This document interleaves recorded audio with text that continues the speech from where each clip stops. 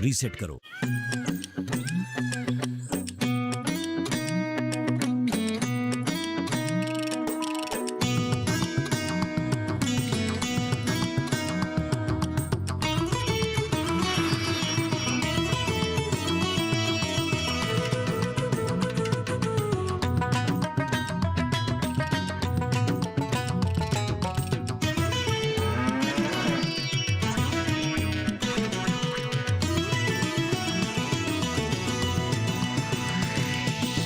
DD किसान, बदलते भारत की शान।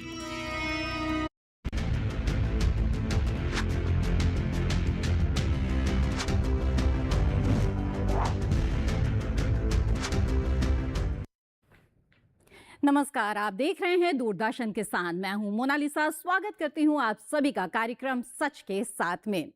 साथियों, अपने खेत के मेड़ पर खड़ा जो किसान है वो केवल अपने आसपास ही नहीं बल्कि वैश्विक हलचलों से भी अछूता नहीं रहता है। जी हाँ, कहीं दुनिया में सूखा पड़ा हो, मंदी पड़ी हो या फिर युद्ध ही क्यों ना छिड़ा हो, असर हमारी थाली पर भी पड़ता है और किसानों के जेब पर भी पड़ता है।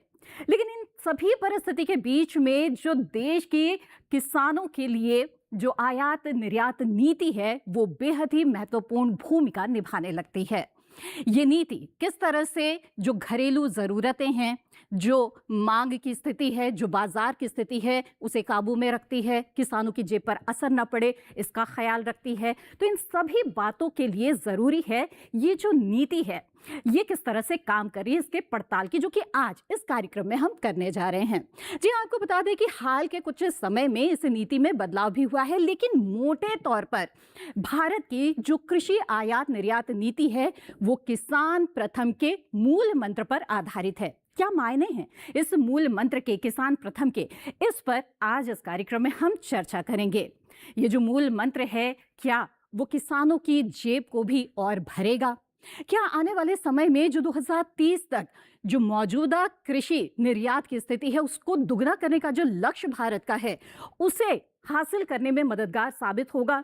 इन सभी विषयों पर आज इस कार्यक्रम में विस्तार से बातचीत करेंगे। देश के जाने माने लोगों का विशेष पैनल भी जाहिर तौर पर इस चर्चा में शामिल होने के लिए हमारे साथ मौजूद है, जिनके साथ हम आपका परिचय कराएंगे। लेकिन उससे पहले आइए हम आपको लेकर चलते हैं हमारे एआई एंकर कृष के पास, जो हमारे लिए एक खास रिपोर्ट पेश करने जा रहे हैं। भारत की कृषि अर्थव्यवस्था के केंद्र में किसान हैं। देश में आज भी आबादी का एक बड़ा हिस्सा अपनी आजीविका के लिए खेती पर निर्भर है। ऐसे में निर्यात आयात नीतियों का सीधा प्रभाव किसानों की आय, उत्पादन और जीवन स्तर पर पड़ता है। हाल के वर्षों में सरकार ने किसान प्रथम के मंत्र को अपनाते हुए ऐसी नीतियां बनाने पर जोर दिया है जिनसे किसानों को वैश्विक बाजार में बेहतर अवसर मिल सकें। बता दें कि सरकार देश की आयात और निर्यात गतिविधियों पर निरंतर निगरानी रखती है और घरेलू हितों की रक्षा के लिए आवश्यकतानुसार व्यापार नीतियों में संशोधन भी करती है। आवश्यक कृषि उत्पादों के लिए कृषि और किसान कल्याण विभाग सहित एक अंतर मंत्रालयी समिति IMC गठित है। यह आवश्यक कृषि उत्पादों पर कड़ी और नियमित निगरानी रखती है। उनकी उपलब्धता और बाजार की स्थितियों को प्रभावित करने वाले कारकों का विश्लेषण करती है। यह समिति आयात में किसी भी वृद्धि पर भी नजर रखती है ताकि घरेलू उत्पादन, व्यापार या खाद्य सुरक्षा को प्रभावित करने वाले रुझानों की तुरंत पहचान की जा सके। किसानों के हितों की रक्षा और अनावश्यक आयात को कम करने के लिए कृषि और किसान कल्याण विभाग कृषि उत्पादों के आयात की समीक्षा करता है और आवश्यकता पड़ने पर संबंधित मंत्रालय विभाग को आयात शुल्क या बंदरगाह प्रतिबंध जैसे उपायों की सिफारिश करता है। इसके अलावा सरकार कई योजनाओं और हस्तक्षेपों के माध्यम से किसानों का समर्थन करती है। वाणिज्य विभाग कृषि और प्रसंस्कृत खाद्य उत्पाद निर्यात विकास प्राधिकरण APDA के माध्यम से वित्तीय सहायता योजना FAS के अंतर्गत देश भर के अपने सदस्य निर्यातकों, किसान उत्पादक संगठन और किसान उत्पादक कंपनियों को वित्तीय सहायता प्रदान करता है। विशेष रूप से किसानों को वैश्विक बाजारों से जोड़ने के संबंध में एपीडा अपने पंजीकृत निर्यातकों के माध्यम से अच्छी कृषि पद्धतियों के कार्यान्वयन और प्रमाणीकरण के लिए वित्तीय सहायता प्रदान करता है ताकि वे आयात करने वाले देशों द्वारा निर्धारित गुणवत्ता मानकों के संबंध में उनकी आवश्यकताओं को पूरा कर सकें। वहीं अगर किसान प्रथम दृष्टिकोण की बात करें तो इसका एक महत्वपूर्ण पहलू किसानों को वैश्विक प्रतिस्पर्धा के लिए तैयार करना भी है। इसके लिए आधुनिक तकनीक, बेहतर बीज, कोल्ड स्टोरेज और लॉजिस्टिक्स सुविधाओं का विकास किया जा रहा है। साथ ही कृषि उत्पादों की गुणवत्ता सुधारने और अंतर्राष्ट्रीय मानकों के अनुरूप बनाने पर भी जोर दिया जा रहा है। कुल मिलाकर किसान प्रथम का मंत्र तभी सफल हो सकता है जब निर्यात आयात नीतियां किसानों के हितों को केंद्र में रखकर बनाई जाएं। इससे न केवल किसानों की आय में वृद्धि होगी, बल्कि देश की अर्थव्यवस्था भी मजबूत होगी। जो रिपोर्ट आपने देखी, आइए अब हम इस पर विस्तार से चर्चा करते हैं कि कृषि आयात निर्यात नीति जो है वो किस तरह से किसान हितों को ध्यान में रखकर बनाई जा रही है और इसमें समय समय पर बदलाव भी जो किए जा रहे हैं वो क्यों जरूरी है, उसके क्या मायने हैं, इस पर विस्तार से हम आज विश्लेषण करेंगे। और इसके लिए खास पैनल इस वक्त मौजूद है, तो आइए आपका परिचय हम हमारे खास मेहमानों से करा दें। इस वक्त हमारे साथ है डॉक्टर महराज अजय शेख, आप उपायुक्त हैं कृषि एवं किसान कल्याण मंत्रालय में। बहुत बहुत स्वागत है आपका इस कार्यक्रम में। साथ ही इस वक्त हमारे साथ जुड़े हुए हैं विकास अमृत जी, जो कृषि विशेषज्ञ हैं। साथ ही पत्रकार प्रकृति बख्शी भी हमारे साथ इस वक्त मौजूद हैं स्टूडियो में, और कृष्णवीर चौधरी जी, जो कि भारतीय कृषक समाज के अध्यक्ष है। बहुत बहुत स्वागत है आपका। तो आप सभी का बहुत बहुत स्वागत है। चर्चा की यहाँ पे शुरुआत करेंगे और सबसे पहले महराज जी आपसे ही हम समझना चाहेंगे, जब हम किसान प्रथम की बात करते हैं, इस मूल मंत्र के मायने क्या है? सबसे पहले तो हम यही समझना चाहेंगे आपसे। नमस्कार किसान भाइयों। किसान प्रथम आयात निर्यात जो नीति है, इसके अंदर का सबसे सरल अर्थ ये होता है कि किसान को सर्वोपरि रखा जाए, किसान के हितों को कोई बाधा ना आए, किसान जो अपनी उपज अपने खलिहानों से, खेत से निकाल रहा है, उसको योग्य बाजार मूल्य मिले, यही उसका मुख्य उद्देश्य है। तो इसके अंदर सरकार ऐसे नीतियां बनाती है जिसमें किसान को ज़्यादा से ज़्यादा फ़ायदा हो। अब सरकार जो नीतियां बनाती है वो नीतियां सीमांत किसान को सामने रखते हुए बनाती है। क्यों? तो भारत में सबसे बड़ा प्रॉब्लम यही है कि 86% जो किसान हैं वो सीमांत है। तो इनके हितों को प्रथम दृष्टया नज़र में रखते हुए, सोच में रखते हुए सरकार आगे बढ़ती है। उसके उपरांत सरकार अपनी नीतियां बनाती है। जैसे कि सरकार ये सोचती है कि किसान की ज़्यादा उपज हो जाए, कोई क्रॉप की, कोई फसल की ज़्यादा उपज हो जाए तो उसको अंतर्राष्ट्रीय बाज़ार अवेलेबल किया जाए। अब वो अवेलेबल करते हुए उसके क्वालिटी पैरामीटर्स को भी देखा जाए। ये मूल्यांकन करते हुए सरकार चाहती है कि किसान ना रहे, बल्कि वो व्यापार जगत में भी अपने कदम बढ़ाता हुआ जाए और अपनी जो संस्थान है, अपनी जो फैमिली है, इनको सुख सुविधा प्रदान कर सके। जी बिल्कुल। तो ऐसे में विकास जी आपसे जानना चाहेंगे कि ये जो एक स्थिति है, जब कृषि आयात निर्यात नीति बनाई जाती है, उसमें एक संतुलन बैठाना सबसे बड़ी चुनौती होती है कि घरेलू बाजार की स्थिरता को भी देखे, वैश्विक प्रतिस्पर्धा भी एक तरफ है और किसान हित भी एक तरफ है। तो मौजूदा जो नीति है उसका विश्लेषण आप किस प्रकार से करना चाहेंगे? जी नमस्कार। जैसे आपने जो सवाल किया है, जैसे कि किस तरह से सरकार ने बहुत अच्छी नीतियां बना रखी हैं जिसके कारण हम अपने कृषि उत्पादकों को हम सपोर्ट करते हैं।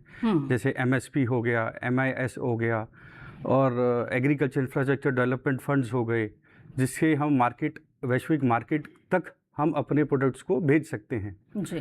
हम उनके लिए प्रोसेसिंग यूनिट्स, उनके लिए सरकार की तरफ से, अपीडा की तरफ से एक्सपोर्ट हाउसेस, और वो सब नीतियां ऐसी है जिसके कारण हम जो भी उत्पाद होता है उसको पैक हाउस से लेकर और एक्सपोर्ट तक सब तरह के मापदंडों पे उत्तीर्ण करके पहुंचाया जाता है। ठीक। या फिर प्रकृति जी आप बताएं कि ये जो नीति है, जो कृषि आयात निर्यात नीति है, जिसमें हमने देखा हाल के समय में कुछ बदलाव भी हुए हैं और इन बदलावों में भी साफ तौर पे कहा यही जा रहा है कि जो दृष्टि है वो किसान प्रथम की ही है। तो क्या ये एक तरह से सरकार की जो प्रो फार्मर इमेज है, किसानोन्मुखी जो रुख है, उसे और पुख्ता करती है ये नीति? बिल्कुल करती है। जैसे कि सर ने बोला कि भारत में अधिकतम छोटे और सीमांत किसान हैं, लगभग 86%। तो उनके लिए ये वैश्विक बाज़ार तक पहुंचना, अकेले निर्यात करना मुश्किल है अकेले। तो इसलिए किसान मिलकर समूह बनाते हैं और ये जिनको हम एफपीओज बोलते हैं और अपनी फसल एक साथ बेचते हैं। लेकिन निर्यात के लिए सिर्फ एकजुट होना भी काफ़ी नहीं होता, इसलिए एपिडा जैसे स्तर हैं जिसके तहत वो 40 से 50% तक खर्च में सहायता करते हैं। अब ये जो है इसके भी 3 मुख्य क्षेत्रों में होता है। ये बुनियादी सुविधा जिसमें कि जैसे सर ने बोला पैकेजिंग हो गई, कोल्ड स्टोरेज हो गया, क्योंकि एक अकेला किसान शायद नहीं कर पाए पर मिल के इसमें मदद मिल जाती है तो वो निर्यात कर सकते हैं। गुणवत्ता होती है, क्वालिटी के उसकी प्रमाणीकरण हो और बाज़ार से जुड़ना, तो वो संपर्क, प्रदर्शनी, ये सब बहुत इंपॉर्टेंट है क्योंकि सिर्फ बाज़ार तक पहुंचना काफ़ी नहीं होता, किसान को उस बाज़ार के लिए तैयार करना भी बहुत इंपॉर्टेंट होता है, जिससे गवर्नमेंट इस पर काम कर रही है। बिल्कुल। तो क्या सरकार का फोकस इस पर भी है, जो किसान है वो किस तरह से बाजार तक पहुंचे और किसान से निर्यातक तक जो उसकी पहुंच है वो भी आसान हो, ये किस प्रकार से किया जा रहा है, बात करेंगे उस पर आगे। लेकिन कृष्णवीर जी, आप बताएं कि हाल में जो बदलाव हुए हैं कृषि आयात निर्यात नीति में, किस तरह से देख रहे हैं ये जो वैश्विक हलचल इस वक्त मची हुई है, इसके बीच किसानों के हितों को सुरक्षित करने के लिए किस प्रकार से कारगर साबित हो रही है ये नीति? देखिए, जो वर्तमान बाजार की परिस्थितियां हैं उनमें बहुत उथल पुथल है, इसमें कोई दो राय नहीं है जी। परिस्थितियां ये हैं कि जो हमारे यहाँ उर्वरक की खपत है उसके लिए भी सरकार ने जो सब्सिडी को बढ़ाया है खरीफ के लिए, इसीलिए बढ़ाया कि किसानों को हम उचित मूल्य पर जो है उर्वरक मुहैया करते रहें। इस साल का अगर हम एक्सपोर्ट देखें एग्रीकल्चर का 24-25 का, तो 51,122 मिलियन डॉलर का रहा है और जो इंपोर्ट है हमारा वो 36,919 मिलियन डॉलर का, 319 मिलियन का रहा। अब स्थिति ये है कि अभी तक जो एपेडा है उसका रोल रहा है, लेकिन वर्तमान परिस्थितियों को जब हम देखते हैं तो हमारे जो कंसाइनमेंट हैं बिना वजह उनको रिजेक्ट किया जाता है। अभी पिछले दिनों बासमती चावल के कंसाइनमेंट रिजेक्ट किए गए। ये सैनिटरी फाइटोसैनिटरी कंडीशंस और एमआरएल के आरोप लगाए जाते हैं। जब हम इस बात को करते हैं तो अब मॉलिक्यूल भी देखना चाहिए। यूएस में 1200 मॉलिक्यूल प्रयोग किए जा रहे हैं, यूरोप में 600 हो रहे हैं, हमारे यहाँ सिर्फ 300 मॉलिक्यूल हैं। एमआरएल का जो आरोप है वो उसको सबसे बड़ा आरोप जो है हिंदुस्तान के ऊपर लगाया जाता है। हमारे यहाँ जो इम्पोर्ट हो रहा है उसमें तो हम कुछ नहीं कह रहे, ना सैनिटरी फाइटोसैनिटरी कंडीशंस में कहीं कुछ कह रहे हैं, ना एमआरएल की बात कर रहे हैं, हम तो कुछ कह ही नहीं रहे हैं। हमारे यहाँ खुला एकदम आयात हो रहा, दालों का आयात हो रहा, तेलों का आयात हो रहा है, ड्राई फ्रूट्स का आयात हो रहा है। बात ये है कि हम तो सीधे सच्चा बाजार खोल के बैठे हैं और हमारे उत्पादों पर जो रोक लगाने की साजिश होती है वो नुकसानदायक है। मेरे इसमें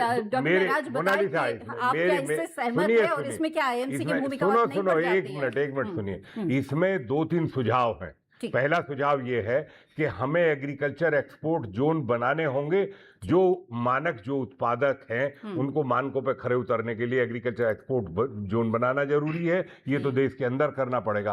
अभी प्रधानमंत्री जी जब से कोऑपरेटिव मंत्रालय अलग बनाया है और माननीय अमित शाह जी को जिम्मेदारी है, उन्होंने कृषि निर्यात बढ़ाने के लिए विशेष रूप से जो सोसाइटी राष्ट्रीय स्तर पर गठित की है और उसमें सहकारिता को योगदान लेके और तमाम नेचुरल फार्मिंग को जोड़ा गया है। उसका उद्देश्य यह है कि हम एक्सपोर्ट को डबल करें, लेकिन इसके लिए हमें अपनी एम्बेसीज के अंदर एग्रीकल्चर ट्रेड कमिश्नर्स को नियुक्त करना समय की आज आवश्यकता है। वर्तमान परिस्थितियों में अगर हम अपने देश के अंदर तमाम एम्बेसीज को देखें तो सभी के एग्रीकल्चर अटैची हैं, लेकिन हमारी ऐसी व्यवस्थाएं अभी तक नहीं रखी गई थी। तो आज समय की मांग है, हमें करना पड़ेगा, हमें देखना पड़ेगा कि दुनिया में कहाँ कहाँ हमारे लिए बाजार है। जी जी। और तो डॉक्टर मेहराज से एक प्रतिक्रिया ले ले, सुझाव आपके आए हैं, क्या कहना है उनका, सुन लेते हैं जी। जो साहब कह रहे हैं कि सही कह रहे हैं वो, जिस तरह से परिस्थिति आज देश में बनी है, हमारा मार्केट ओपन है और हमारे पास दलहन भी आता है, तिलहन भी आता है, ड्राई फ्रूट्स आते हैं। उसके साथ साथ हम जो एक्सपोर्ट करते हैं, जिसमें बासमती राइस हम सबसे ज़्यादा एक्सपोर्ट करते हैं और इसमें अपेडा की बहुत बड़ी भूमिका है। लेकिन फाइटोसैनिटरी के जो मेजर्स है ये ऑलरेडी उनसे प्रकाशित होते हैं। ऐसा नहीं है कि अचानक से कुछ चीज़ें रिजेक्ट होती है, कभी कभी ऐसे होता होगा, लेकिन इंटरनेशनल मार्केट में भी भारत की साख ऑलरेडी बनी हुई है। तो उस साख को कंसिडर करते हुए यदि किसान उस तरह से उस गुणवत्ता को पूर्ण करते हुए हमारा एक्सपोर्ट करते हैं तो चांसेस बहुत कम हो जाते हैं कि उसको रिजेक्ट किया जाए। तो इस तरह से एक सिस्टम बनी है मैडम, जिसमें क्वालिटी पैरामीटर्स ऑलरेडी निर्धारित है। इतना ज़रूर है जो सर बोल रहे कि एग्रीकल्चर अटैची होते हैं बाहर के कंट्री के, तो इसमें कुछ प्रोविज़न इनका सजेशन सरकार सुनती है या फिर ये अपने ऐसे प्लेटफॉर्म से रखते हैं कि जिसमें इसको इनकॉर्पोरेट किया जाए, तो ये बेहतरी है किसान के लिए। जी। तो विकास जी, क्या आप भी ये मानते हैं कि ये जो पैरामीटर्स है उसमें एक असंतुलन की स्थिति है? क्योंकि जब निर्यात की बात आती है वहां पर कई बार यूरोप में देखते हैं कि जो भारत के जो कृषि उत्पाद जा रहे होते हैं वो पैरामीटर्स में खरे नहीं उतरते हैं। वहीं कृष्णवीर जी जैसा कि कह रहे हैं कि जब आयात की स्थिति आती है तो हमारे जो पैरामीटर्स है उनके अनुसार ये उतने ज्यादा नहीं है। तो क्या ये एक इम्बैलेंस देख रहे हैं, इसमें भी कुछ बदलाव की गुंजाइश आपको नजर आ रही है? जी, मेरे हिसाब से इस पे सरकार बहुत स्ट्रांगली वर्क कर रही है और इस पे सारे वो मानक अपना रही है जिससे हमारे देश का उत्पाद और उसके मैंडेटरी सर्टिफिकेट्स जिसे कहते हैं, जिसका सर्टिफिकेशन हमारे साथ जो सबसे ज़्यादा हमारी जो प्रॉब्लम है वो ये है कि हम लोग प्रोडक्ट अच्छा बना रहे हैं बट उसको सर्टिफाइड नहीं करा पा रहे। तो अब सरकार उस पर काम कर रही है कि सर्टिफिकेशन पे वर्किंग कर रही है। जिस मानक पे जो इम्पोर्टर माल मांग रहा है उस इम्पोर्टर के हिसाब से प्रोड्यूस और उसकी सर्टिफिकेशन अकॉर्डिंगली बनाई जा रही है और उसके हिसाब से आज हम 60 बिलियन को टच करने जा रहे हैं, इसी हिसाब से कि हम एक्सपोर्ट करने में, निर्यात करने में सफल हुए हैं। जी, प्रकृति जी, आपका क्या कहना है इसमें? एपीडा अपनी तरफ से तो बहुत ही बेहतरीन काम कर रहा है इस मामले में, गुणवत्ता प्रमाणीकरण की जहां तक बात है, लेकिन इस स्थिति को और बेहतर कैसे बनाया जाए ताकि जो हमारा जो कृषि उत्पाद है वो हाथों हाथ और ज्यादा लिया जाए अंतर्राष्ट्रीय बाजार में? जैसे कि एक चीज़ ध्यान में आती है कि जीआई टैगिंग होती है कि आपके जियोग्राफिकल इंडिकेटर्स है। अब एक जगह से आप पहचान होती है, उसकी ब्रांडिंग होती है एक तरीके से। तो जैसे आपको महाबलेश्वर स्ट्रॉबेरीज के बारे में पता है, आपको दार्जिलिंग की चाय पत्ती के बारे में पता है, तो इससे जो ब्रांड बनती है उसमें छोटे किसानों का भी फ़ायदा होता है। ऐसे हमने उदाहरण देखे हैं कि केरला में ऑर्गेनिक जो किसान हैं उन्होंने एक समूह बना के वो अपने मसाले और कॉफ़ी यूरोप और अमेरिका तक पहुंचा रहे हैं। महाराष्ट्र में जहाँ हज़ारों छोटे किसान जुड़कर अंगूर और अन्य जो फल हैं वो 40 डिफरेंट कंट्रीज़ तक पहुंच रहे हैं। तो ऐसे हो रहा है और इसमें और पहल हो रही है और होनी भी चाहिए ताकि छोटे किसान भी इसका लाभ उठा पाएँ। बिल्कुल, बहुत ही अच्छा आपने यहाँ पर जिक्र किया है। मैं चाहूँगी डॉक्टर महराज जी से भी जानूँ, क्योंकि इस बार के बजट में भी हमने कुछ बागवानी फसलों के बारे में भी सुना जिन पर और ज़्यादा जोर देने की भी बात हुई है, जिसमें नारियल है, कोको है, काजू है, इनकी भी निर्यात की स्थिति और बेहतर हो। फिर जीआई टैग जिनको मिला हुआ है उनकी भी अगर ट्रेसेबिलिटी की बात करें, एक विश्वसनीयता और ज़्यादा बनाए जाने की बात करें, तो उस दिशा में क्या प्रयास हो रहे हैं कि पारंपरिक कृषि उत्पादों से हटकर कुछ और उत्पाद इस तरह से सामने निकल कर आए जो कि अच्छी संभावना रखते हैं? मैडम जी, इसके अंदर भारत सरकार ने क्या किया है कि इस पर ध्यान दिया है कि क्लस्टर बने। जैसे कि यहाँ जो चर्चा हो रही है इसमें जो विशेष व्यक्ति है वो सब अपने हिसाब से बता रहे हैं और अच्छे तरीके से बता रहे हैं। जैसे कि हम आंध्र प्रदेश में आते हैं तो वहाँ पे एक आम का क्लस्टर है, यूपी में आते हैं तो आम का क्लस्टर है, और आंध्र प्रदेश में बनाना का, केला का क्लस्टर है, महाराष्ट्र में अंगूर का क्लस्टर है। इसका मतलब यही होता है मैडम, जो जियो टैगिंग की बात जा रही है, जैसे कि हल्दी का क्लस्टर जो है सो महाराष्ट्र के कुछ पार्ट में, जैसे बेड़गी में, कर्नाटक में मिर्ची का क्लस्टर है।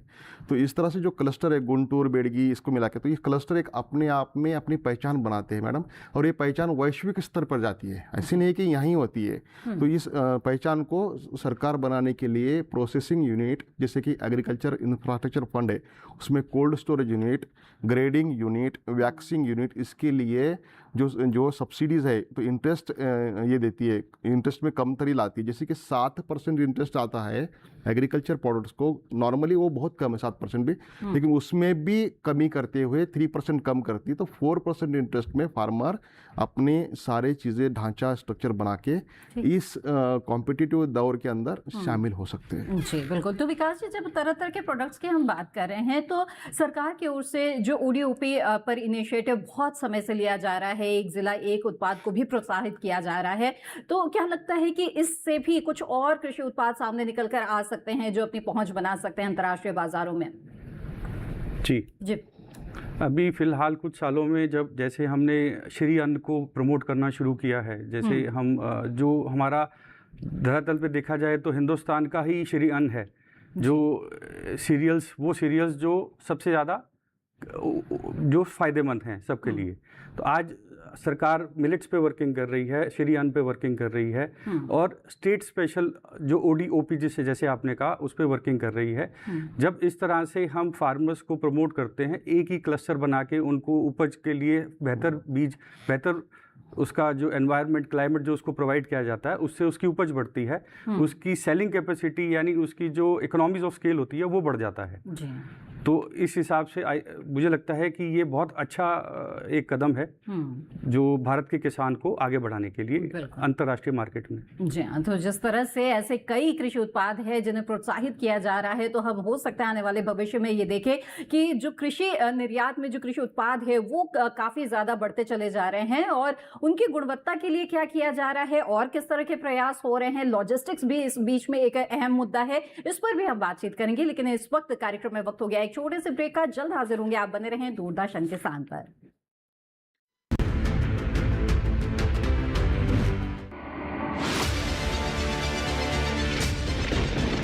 बारिश हो या हो तूफान, ओलावृष्टि या तापमान, या हो पर्यटक स्थलों का पूर्वानुमान, पाला हो या कोहरा हो, या हो वायु की गुणवत्ता, सबकी सटीक जानकारी, सबका सटीक विश्लेषण। देखिए हमारे साथ मौसम खबर में। मौसम खबर, देश के मौसम का सबसे तेज और सटीक विश्लेषण, रोजाना शाम 7:30 बजे DD किसान पर।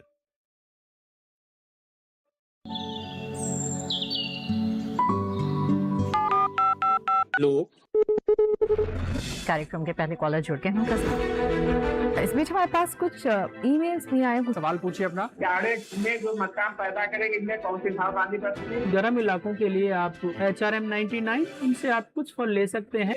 नीम के पेड़ पे जैस्मिन, उसको पूरी खुली धूप चाहिए। फसल में कीट लगा हो या कोई बीमारी, पशुपालन में हो कोई दिक्कत या चाहिए कोई जानकारी, फोन उठाइए, नंबर मिलाइए और कहें हेलो किसान। सोमवार, बुधवार और शुक्रवार शाम 6 से 7 बजे सिर्फ DD किसान पर।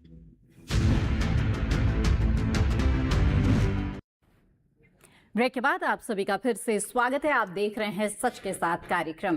आज हम किसान प्रथम के मूल मंत्र पर आधारित कृषि निर्यात आयात नीति का विश्लेषण कर रहे हैं। आइए इस पर बातचीत को आगे बढ़ाते हैं। और किसान प्रथम की जब बात होती है तो मोटे तौर पर सरल भाषा में कह सकते हैं, इसका मायना यह है कि जब जरूरत हो तब हम आयात कर ले और अधिशेष यानी कि सरप्लस हो तो नियंत्रित निर्यात भी करें। ऐसे में कृष्णवीर जी आपसे जानना चाहेंगे, इस नीति से किसानों पर क्या असर पड़ रहा है। उसकी अगर हम बात करें तो हाल ही में जो कुछ खास निर्णय भी लिए गए, हमने देखा कि गेहूं और चावल पर समय समय पर जो उसका निर्यात था उस पर प्रतिबंध लगा। वहीं खाद्य तेलों और दालों की बात करें तो उसमें आयात शुल्क को भी बढ़ाया गया। ये सब कदम जब जरूरत के हिसाब से लिए जाते हैं, उसका असर किस तरह से किसानों पर पड़ता है? देखिए, देश की जो खपत है, सरकार की कमेटी जो ये देखती है कि हमारी खपत कितनी है और उत्पादन कितना है और उसका गैप कितना है, उसको कब आवश्यकता है तो आयात करने की ये जो है तब निर्णय लिया जाता है। जी। जब हम बात कर रहे हैं, प्रधानमंत्री जी ने मिलेट्स को किस तरीके से निर्यात को बढ़ावा दिया और कितना बड़ा प्रमोशन जो है प्रधानमंत्री जी के उसका प्रयास से जो मिलेट्स को हुआ है। पिछले अगर हम बजट में देखें तो बिहार के लिए मखाना बोर्ड इसलिए बनाया गया, उसको टैगिंग करके और उसका एक्सपोर्ट बढ़ाने के लिए प्रयास किया गया। तो नए नए उत्पादों की जैसी डिमांड है उसी तरीके से जो है, आपने जिक्र किया वन डिस्ट्रिक्ट वन प्रोडक्ट, वो काफ़ी कामयाबी के साथ चल रहा है और उत्तर प्रदेश में तो बहुत अच्छे तरीके से वो कामयाबी के साथ बढ़ रहा है। स्थितियाँ ये हैं मुनिरेशा जी कि जो किसान का फसल का हमारे डोमेस्टिक बाजार का भाव है, किसान वहाँ पिस रहा है। आज डोमेस्टिक बाजार में दिक्कत है, निर्यात तो करना हमारी आवश्यकता है और निर्यात बढ़ाना हमारी जरूरत है, क्योंकि निर्यात बढ़ाना समय की मांग है। निर्यात बढ़ाएंगे तभी तो जो डॉलर मिलेगा, तभी तो देश की इकोनॉमी में सुधार होगा, और आयात का हमें भुगतान करना है। मैं एक एग्जांपल देता हूं, अभी हम कृषि रसायनों की एक एग्जांपल है छोटी सी हमारे पास कि 2024-25 में कृषि रसायनों का निर्यात 36,145 करोड़ का हुआ और आयात 13,998 करोड़ का था। और अगर हम इस बात को देखें तो दुनिया के बाजार में कृषि रसायनों की सबसे भारी मांग है। ये सच्चाई है, और जो सच्चाई है उसको हमें स्वीकार करना चाहिए। हमें निर्यात को, जो अननेसेसरी निर्यात है, उसको रोकथाम करना समय की आवश्यकता है, और हमें एक्सपोर्ट बढ़ाना, इंपोर्ट कम करना, यही सिद्धांत होता है सरकार की कामयाबी का। अब हमें सब्जी और फलों के जो निर्यात को बढ़ावा देने की मांग है, और जो परिस्थितियां मिडिल ईस्ट में भी वार की वजह से जो बदलाव हुआ है, उसमें काफी परेशानियां आज के निर्यात में बाधाएं हैं, और उस बाधाओं का जो बाजार पर भी असर पड़ रहा है, किसान पर असर पड़ रहा है। तो ये चीजें हैं, लेकिन समय के साथ जो है सब में सुधार सरकार प्रयत्नशील है कि किसी भी तरीके से किसान को दिक्कत ना हो, और वो अपने जो 86% जो बिल्कुल गरीब और छोटा किसान है, उसको अपनी आत्मनिर्भरता में बनाए रखना है। सरकार का प्रयास हमेशा ये रहा है कि गरीब की रोटी और गरीब का जो काम है, परिस्थितियां, उसमें किसी भी तरीके की कोई बाधा ना हो, ये सरकार का प्रयास है। ठीक है, और यही बात यहाँ पे डॉक्टर महराज जी ने शुरू में ही कहा, तो मैं जानना चाहूंगी और व्यवहारिक तौर पर डॉक्टर महराज की ये जो 86% जो छोटे सीमांत किसान हैं, उन्हें इस नीति का सीधे सीधे लाभ किस तरह से मिले, वो कैसे इसमें शामिल हो, इसके लिए क्या प्रयास हो रहे हैं? मैडम जी, जो सीमांत शेतकरी है, जो सीमांत किसान हैं, इनके एक अपने लिमिटेशंस होते हैं ज़मीन के, लेकिन जो क्लस्टर में ये अपना काम करते हैं, जैसे डिफरेंट क्लस्टर है, नॉर्थ ईस्ट से लेके नॉर्दर्न इंडिया, साउदर्न इंडिया, सारी, जैसे केरला में स्पाइसेस वाले क्लस्टर है, कर्नाटक में कॉफ़ी वाले क्लस्टर है, और कर्नाटक और आंध्र प्रदेश में मिर्ची वाले क्लस्टर है, महाराष्ट्र में और मेघालय में हल्दी वाले क्लस्टर है। तो इस तरह से क्लस्टर में उनके क्लस्टर नज़दीक है। तो अब सरकार ने, भारत सरकार ने पिछले 4 साल से FPO बनाए हैं, फार्मर्स प्रोड्यूसर ऑर्गेनाइजेशंस। एक अम्ब्रेला के नीचे कई किसान आ सकते हैं। एक छोटे सीमांत किसान को अपने बलबूते पर एक्सपोर्ट करना पॉसिबल नहीं होता। जैसे कि लॉजिस्टिक, जैसे भी कृष्णवीर जी ने कहा है, पिछले 45 दिन से कोई बात इंटरनेशनल मीडिया में चर्चा में होंगी तो स्टेट ऑफ हॉर्मुज है। स्टेट ऑफ हॉर्मुज में ढुलाई का जो काम हो रहा है, इस ढुलाई के वजह से, ढुलाई मतलब ट्रांसपोर्टेशन, इसके वजह से सारे चीज़ों पे असर होता है। ढुलाई का खर्च जो है, कहीं से भी, उत्तर भारत से दक्षिण भारत जाइए, पूर्व भारत से पश्चिम भारत जाइए, जिधर भी जाइए, ढुलाई, जैसे शरीर में हमारे खून की नसें काम करती है, वैसे ढुलाई वाला काम होता है, जो कि जहाँ ज़रूरत है वहाँ पहुँचाता है अपनी चीज़ों को, कि जो वहाँ नहीं आती वो भी पहुँच जाती है। तो इस ढुलाई को, जो कृष्णवीर जी ने कहा कि मिडिल ईस्ट में जो वार चल रहा है, इसकी वजह से अब हमारे आम वाले किसान, अंगूर वाले किसान सारे परेशान हैं। क्यों? तो सबका सब जो इनका जो एक्सपोर्ट होता था, ये मिडिल ईस्ट के जो रिच कंट्री है, ये खरीदते थे, और इन्होंने उस क्वालिटी पैरामीटर को, जैसे हमने शुरू में, मैंने भी कहा, सर ने भी कहा, कि क्वालिटी पैरामीटर जो है उसको अपने इसमें क्राइटेरिया में रखते हुए, ऑर्गेनिक फार्मिंग करते हुए, इंटीग्रेटेड पेस्ट मैनेजमेंट करते हुए किसान ने अपनी फल तैयार कर ली है। लेकिन जो उथल पुथल दुनिया में होती रहती है हमेशा, प्राइसेस का शेयर नीचे गिरना, या फिर इस तरह से जो मिडिल ईस्ट का अनस्टेबिलिटी है, स्टेट ऑफ हॉर्मुज बंद है, यहाँ से पूरे कंट्री, मैडम, छोटे से छोटा कंट्री और बड़े से बड़ा अमेरिका भी इसमें ऐसा नहीं कि बच सका है, सब कुछ इसमें आ गया है। उसमें भारत के लिए भी, तो इसमें थोड़ा हमारे किसान के लिए तकलीफ हुई है, मैडम। तो सीमांत शेतकरी किसान को कॉन्सेंट्रेट करना है तो FPO के अम्ब्रेला में जाके वो अपना माल इकट्ठा करके, मैडम, वो निर्यात कर सकते हैं, और उसका जो रिफंड है वो पा सकते हैं। जी, यहाँ पर विकास जी, आपसे एक बात जानना चाहूंगी कि जब इस तरह से वैश्विक अनिश्चितता की स्थिति होती है, उसमें जो किसान हित है उसको एक सुरक्षा कवच प्रदान करने के लिए नीतियों में जब इस तरह से बदलाव किए जाते हैं, तो ये हमारे घरेलू स्तर पर तो बहुत ही अच्छी बात होती है कि किसान हित जो है वो संरक्षित होता है। लेकिन एक तर्क ये भी दिया जाता है कि नीति में अगर इस तरह से बदलाव होंगे तो जो भारत के विश्वसनीयता है, अंतर्राष्ट्रीय जो व्यापार समझौते उसको लेकर के जो है उस पे कहीं पर विश्वसनीयता खो सकता है भारत। तो आपका क्या तर्क इसमें आता है? भारत के लिए कितना मुश्किल हो जाता है इस बीच में एक संतुलन बैठाना? देखिए, जब पहले हम अपना हित देखेंगे, पहले अपने देश के किसान का हित देखेंगे जी। जहाँ पे जहाँ पे किसान की जीविका का प्रश्न आता है तो सबसे पहले हमें अपने देश को बचाना है। और हमारी सरकार की नीति हमेशा इस तरह रहती है कि जिससे हमारी विश्व पटल पे हमारी साख बनी रहे जी। हमने कभी भी एकदम से कोई भी डिसीजन ऐसा नहीं लिया है कि एकदम बंद या एकदम खुला। तो हमेशा से सरकार की नीति ये रहती है कि जिससे पूरे हितों को देख के, जिसे कहते हैं हम 4C, यानी आगे फ्यूचर का सोच के अपनी नीति को बनाना और जो जैसा वैश्विक जैसे डायनेमिज्म जिसे कहते हैं उसको मेंटेन करना जी। तो पत्रकार के तौर पर प्रकृति जी क्या कहेंगी आप? भारत अपनी कूटनीति जो है वो भी बहुत ही संतुलित तौर पर आगे बढ़ा रहा है और इस बीच में किसान प्रथम केवल शब्दों में नहीं है बल्कि उसकी नीति में भी साफ झलकता है। जैसे कि यहाँ पर विकास जी भी कह रहे हैं कि हम अपना हित पहले देखेंगे और ये साफ तौर पर सरकार की नीतियों में, निर्णयों में झलका भी है बीते दिनों।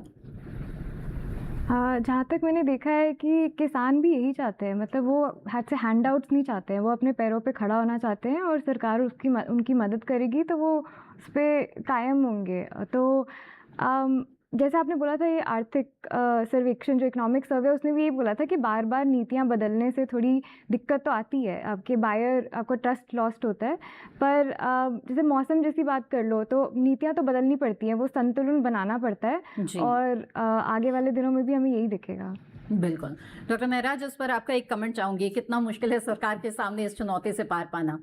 हालांकि इसके बीच में भी स्पष्ट यही दिख रहा है जैसे जैसे निर्णय लिए गए हैं कि प्रो फार्मर, किसान प्रथम, ये साफ तौर पर झलकता है हर निर्णय में। मैडम, हमारा जो देश है ये इस पे कृषि जो 47% जो है तो पॉपुलेशन कृषि का, उस टोटल पॉपुलेशन से 47 पॉपुलेशन टोटली एग्रीकल्चर पे डिपेंड है जी। और ये पॉपुलेशन जो है मैडम, ये लाइवलीहुड अपनी जो रोज़ की जो ज़िंदगी जीने के लिए जो कश्मकश है उसके अंदर रहता है, रूरल एरिया में रहता है। किसान भारत का एक रिप्रेजेंटेटिव है, भारत के संस्कृति का रिप्रेजेंटेटिव है। तो इस किसान को प्रथम रखना ये हमारे सरकार की प्रायोरिटी है और हमारे जो हित है, हमारी जो संरचना है, हमारा जो कॉन्स्टिट्यूशंस है या हमारी जो सरकारी प्रणाली है और जो हमारे पॉलिटिकल लोग हैं, ये सारे चाहते हैं कि हमारे किसान का भला हो। तो नीतियों में मैडम थोड़ा सा बदल करना वक्त के साथ साथ ज़रूरी हो जाता है और वक्त के उपरांत फिर उसको बदलना वो भी ज़रूरी होता है। मिसाल के तौर पे कभी कभी क्या होता है कि मोज़म्बिक में से हमारे पास बहुत ज़्यादा दलहन आता है। अब दलहन बहुत ज़्यादा आ जाएगा तो हमारे पास जो किसान दलहन बढ़ाने के लिए अपनी खेती का क्रॉप स्ट्रक्चर बदलते हुए दलहन में आ रहे हैं तो उन पे अन्याय हो जाएगा, तो हम इंपोर्ट ड्यूटी बढ़ाते हैं। इस तरह से नीतियों में आहिस्ता आहिस्ता बदल करना जरूरी है। लेकिन भारत एक अच्छी साख बनाने वाला देश है पूरी दुनिया में, जो कि अचानक से ऐसे कोई निर्णय नहीं लेता है जिसमें उसकी साख या अपनी पहचान बिगड़ जाए। जी बिल्कुल। इसमें कृष्णवीर जी, आप क्या कहना चाहेंगे? किसानों के हित को हमेशा से ऊपर रखा गया है और किसान जब खेती करता है तो क्या उसे भी आसपास की इन घटनाओं के बारे में जानकारी होती है या आपको लगता है कि उसको और ज्यादा अवेयर किया जाने की जरूरत है, जिस तरह से आयात निर्यात की स्थितियां चल रही होती है उसको ध्यान में रखते हुए? देखिए, किसान की जब आयात निर्यात नीति की हम बात करते हैं तो आम किसान जो है न निर्यात करने की स्थिति में है इस देश में हमारे यहाँ। और वो तो जो FPOs बनाने की योजना थी वो इसीलिए थी कि 300 किसान जो है प्लेन में जो है वो उसके सदस्य हों, कम से कम 300 लोग, और वो इकट्ठा होकर क्लस्टर करें और क्लस्टर बेस्ड जो है प्रोडक्ट हों, तब उसको एक्सपोर्ट करने की बात है। और इसीलिए पहाड़ जो हिमालय की वैली की हम बात करते हैं तो वहाँ सदस्य संख्या 100 रखी गई है किसानों की, कि 100 तक सदस्य अगर वहाँ होंगे तो वो FPO बना के और वो निर्यात कर सकते हैं। जब हम कश्मीर के केसर की बात करते हैं तो पूरी दुनिया में एक मैसेज जाता है कि ये पाम्पोज का केसर जो है और ये कश्मीर का सेव है, ये हिमाचल का सेव है, तो जीआई टैगिंग की जो सरकार बात कर रही है वो इसलिए कर रही है कि हम ब्रांड बनाना चाहते हैं अपने प्रोडक्ट्स का। और मैंने आपको शुरू में इसलिए एग्रीकल्चर एक्सपोर्ट जोन बनाने की बात मैं काफ़ी लंबे समय से इसीलिए कर रहा हूँ कि हमें क्वालिटी मेंटेन करनी है, हमें सीड भी देना, इनपुट भी देना, आईपी इंटीग्रेटेड पेस्ट मैनेजमेंट देखना, बायो फर्टिलाइजर भी देखने हैं, बायो पेस्टिसाइड भी देखने हैं, हमको एमआरएल भी देखना है, हमको सैनिटरी फाइटोसैनिटरी कंडीशंस भी देखने हैं। और जो अभी आपने कहा कि वर्तमान परिस्थितियों में देखिए, जब टैरिफ की हम बात करते हैं तो हर देश का अपना अधिकार है, अपनी सीमाएं हैं कि वो अपने देश के किसानों को, अपनी देश की खाद्यान्न सुरक्षा को बचाने के लिए टैरिफ उसके पास एक प्रावधान है और उसमें वो कोई नाजायज नहीं है, वो जायज प्रावधान होते हैं। और सरकार जो है कई बार निर्णय ऐसे हो जाते हैं कि मजबूरी में लेने पड़ते हैं आयात के, लेकिन उसका नुकसान किसान पर पड़ता है, ये हम जानते हैं। अगर आज हमारे पास चीनी स्टॉक में भरी पड़ी है तो हमें तो निर्यात करने की स्थिति देखनी पड़ रही है चीनी की, तभी तो हम शुगर केन के जो 5 करोड़ किसान है देश के अंदर, उनका भुगतान करने की स्थिति में होंगे। एथेनॉल है हमारे पास, आज हमारे पास एक्स्ट्रा एथेनॉल है, हमें एक्सपोर्ट के लिए जो बाजार सर्च करना जरूरी है, क्योंकि वो ग्रीन एनर्जी है, उसकी दुनिया में डिमांड है। अगर हम उसको एक्सपोर्ट करेंगे तभी तो हम मक्का के किसानों को बचा पाएंगे, जिस मक्का के किसानों से लेके मक्का और हमने एथेनॉल करा। अभी नया आप ये देखिए, जो स्वीट सोरगम से और स्वीट सोरगम के स्टेम से जो एथेनॉल की बात आई है और बनाने के लिए प्रयास चल रहा है, वो एक बहुत सराहनीय कदम है। तो सरकार हर एक ऐसे रास्ते पर चलने का प्रयास कर रही है जिससे देश की खाद्यान्न सुरक्षा बची रहे, किसान जिंदा रहे और निर्यात पर जो है ज्यादा दबाव इसलिए है कि निर्यात बढ़ेगा उतना ही किसान को जो उसको पैसा जो मिलेगा। और अगर निर्यातक, देखिए निर्यातक है वो निर्यातक कंपनियां हैं, एक्सपोर्टर ट्रेडर्स हैं, बिजनेसमैन हैं, किसान नहीं करता, एपेडा के साथ मिलके वही करते हैं। लेकिन अब कुछ किसान, जैसे अभी सही कहा मेहराज जी ने कि अंगूर और आम का किसान जो है एपेडा के साथ सीधा मिलके और वो एक्सपोर्ट करने के लिए प्रयासरत रहा है और एक्सपोर्ट किया है, ये नहीं कि नहीं किया, किया है, लेकिन उसकी क्वांटिटी बहुत छोटी है। अगर हम जलगांव से केले की बात करें एक्सपोर्ट की, तो वो चीजें जो है डिमांड है दुनिया के अंदर। तो ये हमें एफपीओ जो है उन पर काफी जोर सिर्फ इसीलिए एफपीओ पर नहीं, अब पैक्स पर भी जोर है। पैक्स पर इसलिए कि कोऑपरेटिव सेक्टर हमारे 67,000 पैक्स हैं इस देश के अंदर, जिसमें काफी डिफंक्ट थी, लेकिन अब उनको एक्टिवेट कर दिया गया और सिंगल क्लिक पर जो है हर पैक का जो है वो अकाउंट जो है ओपन है। तो इसीलिए कर रही है सरकार कि बीज के लिए भी नेशनल लेवल पर प्राइम मिनिस्टर ने जो है कोऑपरेटिव में सोसाइटी बनवाया है। ये उनकी देखिए ना सोच, देखिए नेचुरल फार्मिंग को बढ़ावा देने के लिए कि लागत कम हो और प्रोडक्टिविटी बढ़िया हो, क्वालिटी अच्छी हो, एक्सपोर्ट का बाजार हमें मिले। और हर बिंदु पर और तीसरा स्पेशली निर्यात करने के लिए नेशनल लेवल पर कोऑपरेटिव सोसाइटी बनाई है और वो पूरे देश में नेटवर्क जो है काम कर रहा है। तो आपने बहुत ही उचित कहा यहाँ पर कृष्णवीर जी, जो आम किसान है उसके बूते की ये बात नहीं है, इसलिए चाहे पैक्स को चाहे एफपीओ को इन पर काफी जोर दिया जा रहा है। विकास जी, मैं यहाँ पर आपको शामिल करना चाहूंगी कि ये जो एफपीओज है ये निर्यात करने की स्थिति तक पहुंचे, इनको सहायता मिले, इसके लिए और क्या कदम उठाए जाने की जरूरत आप महसूस कर रहे हैं? और इस वक्त जो इकोसिस्टम काम कर रहा है, इनको सपोर्ट दे रहा है, वो कितना कारगर साबित हो रहा है? जी, मुझे लगता है एफपीओ और अपीडा जैसी इंस्टीट्यूट जो हैं, जो आज हमारे किसान को इतनी मदद कर पा रहे हैं, तो उसकी वजह से पीछे सरकार की नीति और उनकी विल पावर, जिसकी वजह से सब हो पा रहा है। आज हमें ट्रांसपोर्टेशन सिस्टम को और सुधारने की ज़रूरत है, जिससे हमारे, आप सर ने बहुत अच्छा एक बात कही थी कि पोर्ट्स के पास सैनिटरी बायो टेस्ट लेबल और वो सब चीज़ें की जो सर्टिफिकेशन है, पोर्ट के आपके बंदरगाह के जो प्रोटोकॉल्स हैं वो थोड़े फास्ट होने चाहिए, जिससे आपका पास सर्टिफिकेशन जल्दी हो जाए और जो पेरिशेबल प्रोडक्ट्स हैं वो जल्दी से जल्दी ट्रांसपोर्ट हो सके, जो रास्ते में खराब ना हो। ठीक है, प्रकृति जी, जमीनी स्तर पर आप क्या देख रही हैं? एफपीओ के सामने किस तरह की चुनौती आ रही है?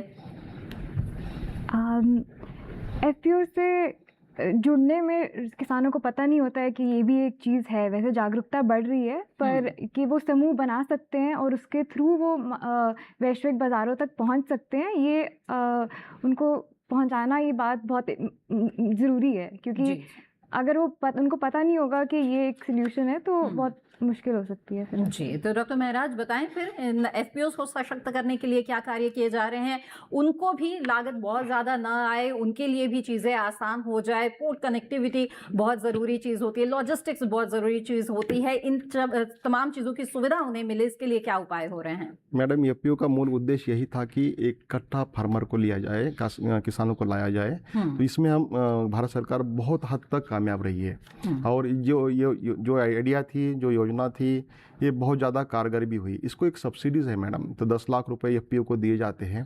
उसके हिसाब से एफपीओ अपने स्ट्रक्चर के लिए, कैपेसिटी बिल्डिंग के लिए, ट्रेनिंग के लिए, फार्मर्स तक घर तक पहुंचाने के लिए, या फार्मर को जो वहाँ पे स्ट्रक्चर लगता है इरिगेशन वाला या जो भी है, जो कि कई फार्मर मिलकर भी नहीं बना सकते, तो इकट्ठा होकर बनाने में जो सुविधा और फ़ायदे मिलते हैं वो एफपीओ को सरकार देती है।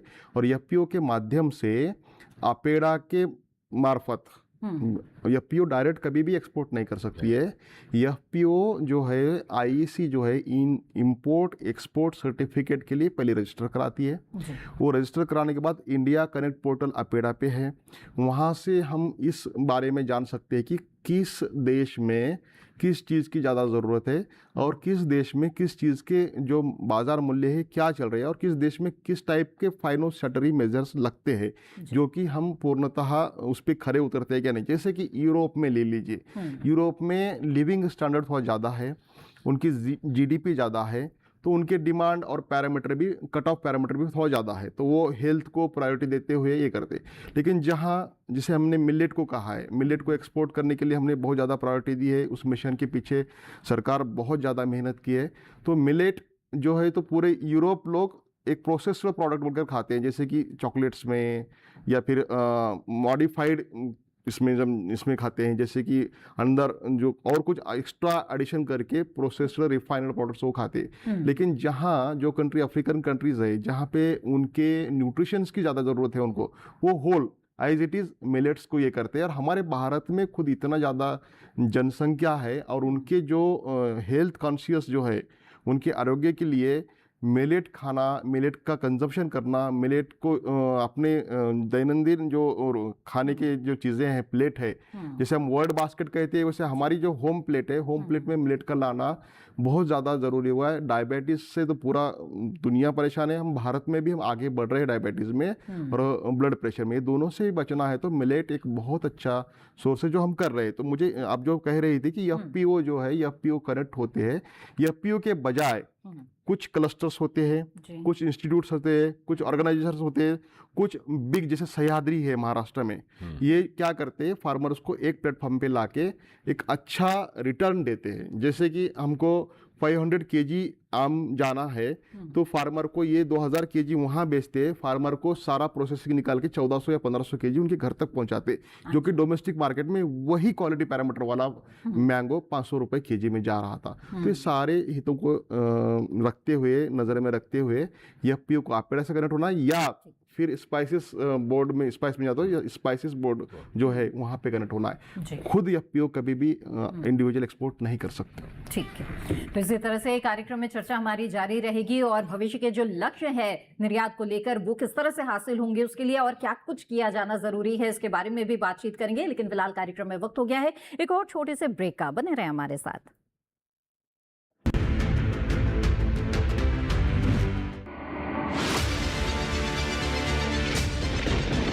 बारिश हो या हो तूफान, ओलावृष्टि या तापमान, या हो पर्यटक स्थलों का पूर्वानुमान, पाला हो या कोहरा हो, या हो वायु की गुणवत्ता, सबकी सटीक जानकारी, सबका सटीक विश्लेषण। देखिए हमारे साथ मौसम खबर में। मौसम खबर, देश के मौसम का सबसे तेज और सटीक विश्लेषण, रोजाना शाम 7:30 बजे डीडी किसान पर।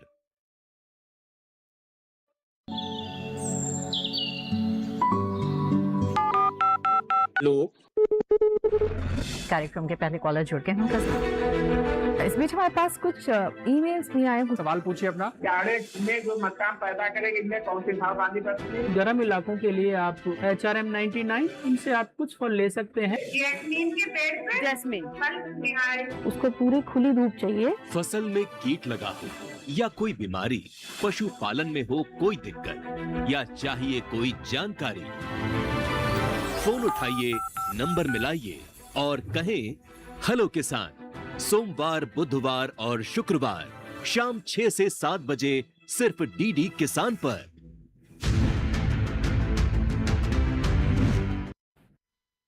ब्रेक के बाद आप सभी का फिर से स्वागत है। आप देख रहे हैं कार्यक्रम सच के साथ, जिसमें आज हम कृषि आयात निर्यात नीति का विश्लेषण कर रहे हैं अपने विशेषज्ञ मेहमानों के साथ। आइए बातचीत को यहाँ पर आगे बढ़ाते हैं और यहाँ पर ये जानना चाहेंगे कि जब डॉक्टर महराज हमारे निर्यात की स्थिति की बात होती है, गुणवत्ता का सवाल इससे पहले भी आ चुका है। ऐसे में हम देख रहे हैं पूरे विश्व में भी रसायनों से लोग जो हैं वो बचना चाहते हैं, कीटनाशक के तौर पर हो चाहे जैसे भी हो। भारत में भी ये अवेयरनेस अब बहुत ज्यादा आ चुकी है, इसलिए लोग जो रसायन मुक्त उत्पाद है यानी कि जो ऑर्गेनिक प्रोडक्ट्स हैं, जो नेचुरल फार्मिंग से आने वाले प्रोडक्ट्स हैं, उसकी ओर ज्यादा रुझान लेने लगे हैं। तो ऐसे में इन चीजों को और भी ज्यादा प्रमोट करने के लिए क्या उपाय किए जा रहे हैं और किसान जो है वो भी अपनाएं जैविक खेती को, प्राकृतिक खेती को, इसके लिए क्या उपाय हो रहे हैं? मैडम जी, जैसे 2019 के इसमें सरकार ने कहा था बजट में कि नेचुरल फार्मिंग के ऊपर हमको ध्यान देना है, तो मिनिस्ट्री कृषि मंत्रालय, कृषि और किसान कल्याण मंत्रालय ने national mission on natural farming चालू की है मैडम। इसके अंदर सरकार का उद्देश्य यही है कि रसायन मुक्त खेती की जाए, ज़्यादा से ज़्यादा क्वालिटी पैरामीटर अच्छे रहने वाले उपज है वो निकाले जाए। इससे जो है आरोग्य संपदा बनी रहेगी। आरोग्य संपदा बनी रहेगी तो आदमी करता किस लिए है और रहता किस लिए, करना क्या चाहता है कि अपना आरोग्य सबसे उसकी पहली प्रायोरिटी होती है। इस आरोग्य को प्रथम रखते हुए हम ये चाहते हैं कि किसानों को भी बाजार मूल्य मिले और जो कंज्यूमर जो है उसको भी ऐसा प्रोडक्ट मिले ताकि वो घर पे इस निश्चित रहे कि मुझे इससे कोई साइड इफेक्ट होने वाला नहीं है। तो इसके लिए सिक्किम एक ऐसा हमारा स्टेट है जो टोटली ऑर्गेनिक है जी। तो सिक्किम से जो भी चीज़ें एक्सपोर्ट होती है, जैसे कृषि उड़ान नाम की एक हमारे पास योजना है, जिससे जो वेजिटेबल्स और फ्रूट्स हम डायरेक्ट बाय एयर लाते हैं, सिक्किम से आते हैं जी। तो इसकी वजह क्या है कि वहाँ के क्वालिटी पैरामीटर बहुत ज़्यादा अच्छे हैं। तो जहाँ पर भी ऑर्गेनिक सर्टिफाइड है, ऐसे कई फार्मर है जिनको पद्म भूषण दिया गया है कि आप बहुत अच्छा काम कर रहे हो, ऑर्गेनिक क्वालिटी पैरामीटर पे आप वैश्विक स्तर पे खरे उतर रहे हो।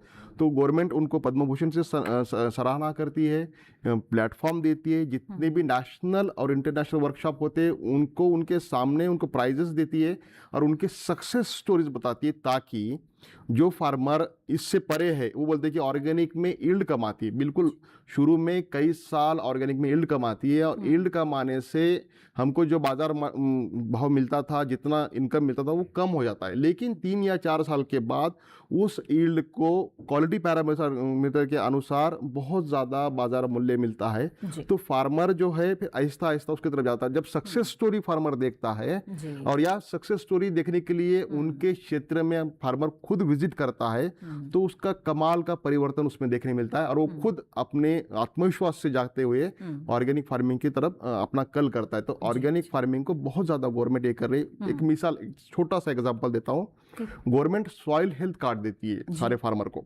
सॉइल हेल्थ कार्ड का मतलब होता है कि आपका, जैसे हमारा बॉडी का एनालिसिस होता है कि ब्लड कितना है, हीमोग्लोबिन कितना है, उस तरह से ही पीएच है, ईसी है और आपके पास जो न्यूट्रिएंट्स है NPK तो और CAMGS, ये सारा आपका देने के बाद आपको ये समझ में आता है कि जो चीज़ ऑलरेडी हमारी ज़मीन में है नैसर्गिक, नेचुरली, उसको हमको वापस एडिशन नहीं करना है। तो आपके जो खर्च है वो कट हो जाते हैं और जो ज़रूरत है वही दी जाती है। तो उसमें सॉइल की भी हेल्थ बनी रहती है, क्रॉप की भी बनी रहती है और क्रॉप को यूटिलाइज करने वाले एनिमल और ह्यूमन बीइंग की भी बनी रहती है जी। तो कृष्णवीर जी, क्या आप भी मानते हैं कि अगर निर्यात स्थिति को बेहतर करना है तो फिर ऐसे ही जमीनी स्तर पर बेसिक चीजों पर भी काम करना होगा? समेकित कीट प्रबंधन की बात हुई है, इसके बारे में किसानों को जागरूक करना होगा, रसायन मुक्त खेती जो है उसकी ओर किसानों का रुझान पैदा करना होगा। देखिए, जब आवश्यकता थी तो केमिकल साइंस मॉडल साइंटिस्टों ने किसानों को दिया, किसानों के पास नहीं था अपना कुछ। आज सुधार की आवश्यकता है, क्योंकि भूमि की उर्वरक क्षमता जो है वो खराब हो चुकी है। मैं बराबर कह रहा हूँ, हर प्लेटफॉर्म पे कह रहा हूँ कि natural resource management base agriculture model अपनाएंगे तभी आगे बढ़ पाएंगे, तभी निर्यात कर पाएंगे, तभी कार्बन क्रेडिट मिलेगा किसानों को। कार्बन क्रेडिट ऐसे नहीं मिलेगा। और ये प्राकृतिक संसाधनों पर आधारित करेंगे तो उससे लागत बढ़े। जब ये सवाल उठता है कि साहब वो उत्पादन घट जाएगा, तो मेरा अपना बहुत निजी अनुभव है कि एक साथ नहीं बंद करते। पहले साल में 35% करते हैं, दूसरे में 35 करते हैं, तीसरे में 30 करते हैं, लेकिन कंपोस्ट से बराबर उसको भरते रहते हैं। और उसका प्रयोग जो है, जो सूक्ष्म तत्वों की कमी आ गई है उसकी पूर्ति सिर्फ और सिर्फ कंपोस्ट के द्वारा हो सकती है। प्रकृति ने तो सब कुछ अब दिया था, हमने उसको खो दिया, हमने उसको खराब कर दिया। अब हम दोबारा सुधार करना चाहते हैं तो यही हमारा रास्ता है। हम निर्यात करना चाहते हैं तो हमारे पास प्राकृतिक संसाधनों पर आधारित कृषि के उत्पादों की ही मांग है। हमें यही सोचना, मानव स्वास्थ्य को हम सुधार करना चाहते हैं, पर्यावरण को सुधार करना चाहते हैं, पानी को सुधार करना चाहते हैं, तो हमें बचना होगा और हमें प्राकृतिक संसाधनों पर ही जाना होगा। बिल्कुल। तो विकास जी, यहाँ पर ये जानना चाहेंगे कि जब हम आईपीएम की बात कर रहे हैं, रसायन मुक्त खेती की बात कर रहे हैं, या फिर जिस तरह से कार्बन क्रेडिट की ही बात कर रहे हैं, तो इन सभी चर्चाओं में क्या छोटा किसान है, छोटा और सीमांत किसान जो है, उसको शामिल करने के लिए फिर तकनीकी हस्तांतरण भी तो करना पड़ेगा? जी, आपका कहना बिल्कुल सही है। जैसे कि छोटा किसान अपनी किसी तरीके से अपनी देखरेख के लिए थोड़ी सी उपज करता है, छोटी लैंड है, तो उसके लिए लैंड पूलिंग एक अच्छा उपाय है।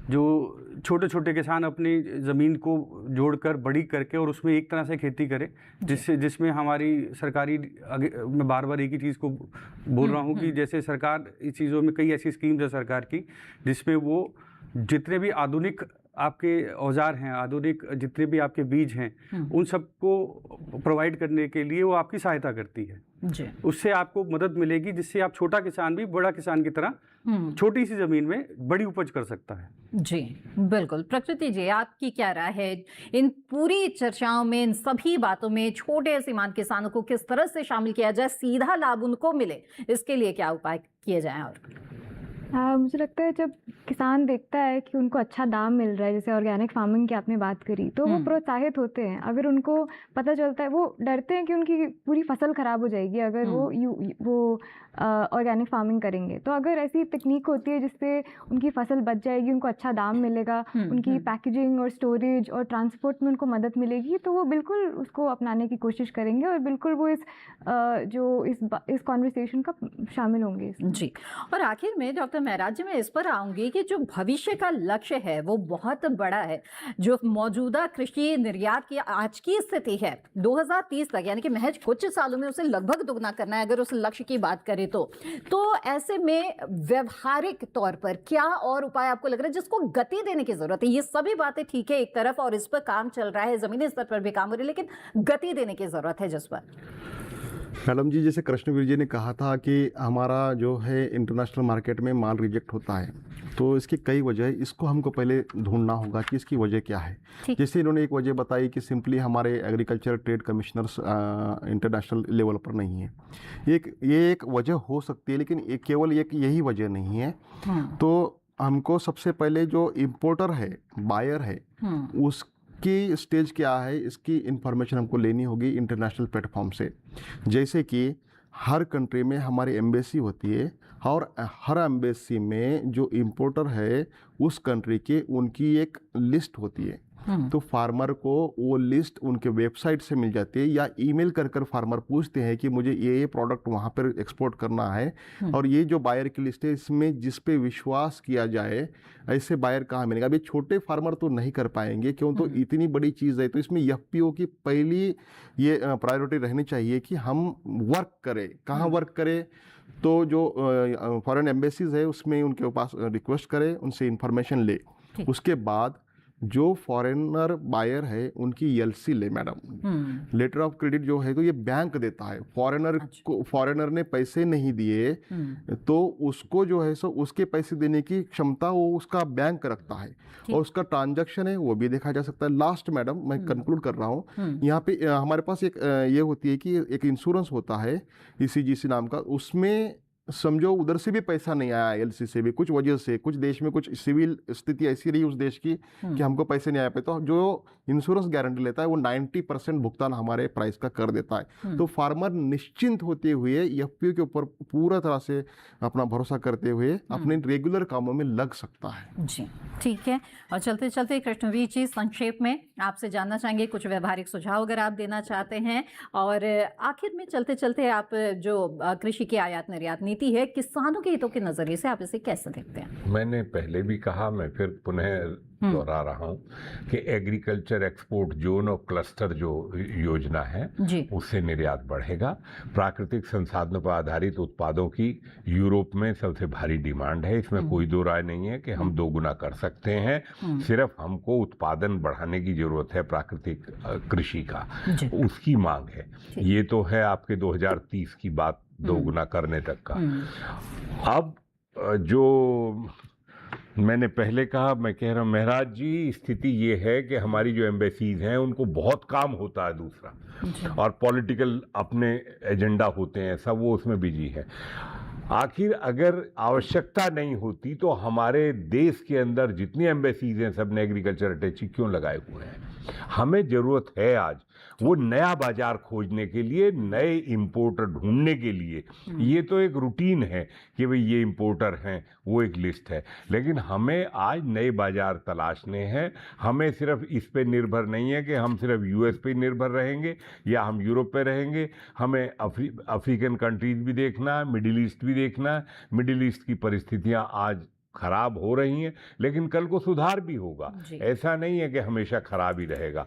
और मैं उम्मीद करता हूं कि हम अपने मिशन में 2030 के कामयाब होंगे, इसमें कोई दो राय नहीं है, क्योंकि सरकार ईमानदारी के साथ, सरकार की नीति और नियत ईमानदारी के साथ प्रधानमंत्री जी काम करवा रहे हैं, और उनका पूरा फोकस यही है कि किसी तरह कृषि को हम बढ़ावा दें, और कृषि में ही रोजगार है, कृषि में ही विकास है, कृषि में ही डॉलर आयात के लिए जो हम देते हैं ना माल का, वो भुगतान भी हम उसी में कर पाएंगे कृषि में। बिल्कुल। प्रकृति जी, चलते चलते फाइनल कमेंट।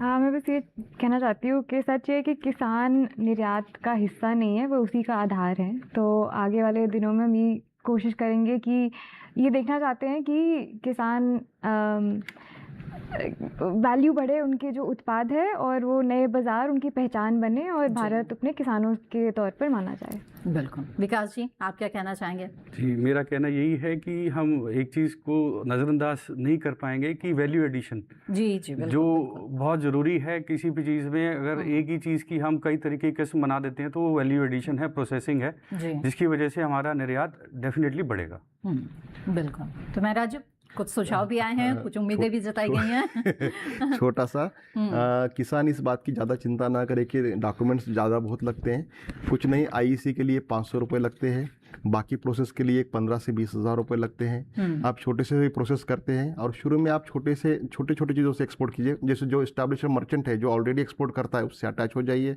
फिर आहिस्ता आहिस्ता जब आपको लगे, आपका कॉन्फिडेंस आ जाए, तो आप खुद भी एक्सपोर्ट कर सकते हैं। और पूरा इंटरनेशनल मार्केट अवेलेबल है। ग्लोबल एग्जीबिशन में जाइए, नेशनल एग्जीबिशन में जाइए, भारत मंडप में आइए, चर्चा कीजिए, डिस्ट्रिक्ट पोर्टल में हब में जाइए, कृषि विज्ञान केंद्र में जाइए, और हमारी जो कृषि मंत्रालय, किसान कल्याण मंत्रालय की जो वेबसाइट है उस पर भी आप देख सकते हैं क्या हो रहा है क्या नहीं। धन्यवाद। यानी कि किसानों को सशक्त बनाने के लिए, आत्मनिर्भर बनाने के लिए हर तरह के प्रयास किए जा रहे हैं। आप भी आगे बढ़िए और इनका लाभ लीजिए। डॉक्टर महराज, विकास जी, प्रकृति जी और कृष्णवीर जी, आप सभी का बहुत बहुत धन्यवाद इस चर्चा में शामिल होने के लिए। तो मोटे तौर पर बात यही निकल कर आ रही है कि कृषि की जो आयात निर्यात नीति है वो लचीला है, तो उसका फायदा सीधे तौर पर हमारे जो किसान है उन्हीं को मिल रहा है। और किसान प्रथम का जो ये मूल मंत्र है वो हमारे किसानों को और भी सशक्त बना रहा है। इसी के साथ सच के साथ कार्यक्रम में आज बस इतना ही। हमें दीजिए इजाजत। आप बने रहें दूरदर्शन किसान पर। नमस्कार।